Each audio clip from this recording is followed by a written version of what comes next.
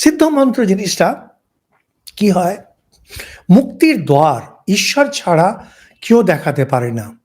ঈশ্বর ছাড়া মুক্তির দ্বার দেখানো সম্ভব না। অবতার যখন আসেন তিনি মুক্তির পথ দেখিয়ে দেন। আর এই যে সম্প্রদায় বিদ্যা বলা হলো, সিলসিলা পরম্পরা, সেটা দিয়ে ওই সিদ্ধ মন্ত্র আসতে থাকে। কিরকম, যে বীজ, এক চাষি ভালো চাষ করে ফসল তৈরি করে বীজ বিক্রি করলো, সেটাকে একজন কিনলো, সেখান থেকে হোলসেলার থেকে হয়ে কোথায় থেকে কোথায় হয়ে একটা জায়গার দোকানে গিয়ে বীজ বিক্রেতা আবার দুই প্রকার হয়। যে কোনো বিজনেসে যিনি বিজনেস করছেন দুই প্রকার হন। এক, যিনি জিনিসটাকে জানেন, আর এক যিনি জানেন না।